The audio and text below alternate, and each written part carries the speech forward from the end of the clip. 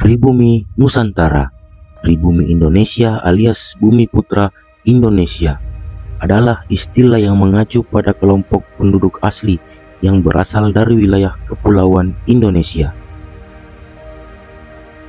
Istilah pribumi sendiri muncul di era kolonial Hindia Belanda setelah diterjemahkan dari Inlander, bahasa Belanda untuk pribumi.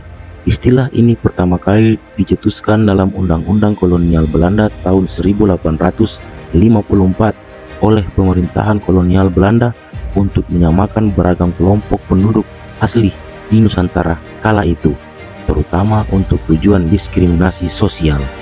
Selama masa kolonial, Belanda menanamkan sebuah rezim segregasi atau pemisahan rasial 3 tingkat. Ras kelas pertama adalah European, Eropa kulit putih, dan pribumi Kristen Katolik, misalnya tentara Knil dari Ambon. Ras kelas kedua adalah Fremde Oosterlingen, Timur Asing, yang meliputi orang Tionghoa, Arab, India, maupun non-Eropa lain.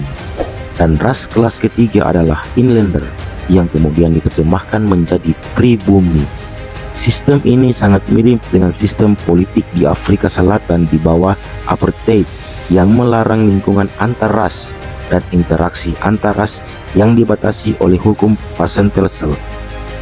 Pada akhir abad ke-19, pribumi Nusantara seringkali disebut dengan istilah Indonesia atau orang Indonesia.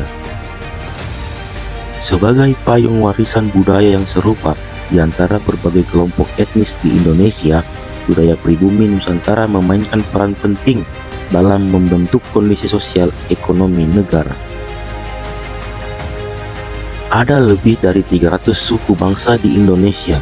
200 juta dari penduduknya adalah keturunan asli Nusantara. Kelompok etnis terbesar di Indonesia adalah suku Jawa yang membentuk sekitar 41% dari total populasi. Populasi orang Jawa terkonsentrasi di Pulau Jawa, tetapi jutaan orang telah berimigrasi ke pulau-pulau lain di seluruh Nusantara. Suku Sunda, Melayu, dan Madura adalah kelompok terbesar berikutnya di Indonesia. Banyak kelompok etnis kecil, khususnya di Kalimantan dan Papua, hanya memiliki jumlah ratusan. Sebagian besar bahasa daerah Indonesia berasal dari rumpun bahasa Austronesia, meskipun jumlahnya signifikan. Contohnya, di Papua yang berbicara dalam bahasa Papua. Pembagian dan klasifikasi kelompok etnis di Indonesia tidak kaku dan dalam beberapa kasus adalah tidak jelas karena hasil dari migrasi, juga budaya dan pengaruh linguistik. Misalnya, bahwa beberapa kalangan mungkin setuju bahwa orang Banten dan orang Cirebon adalah dari kelompok etnis yang berbeda dengan dialek mereka sendiri yang berbeda.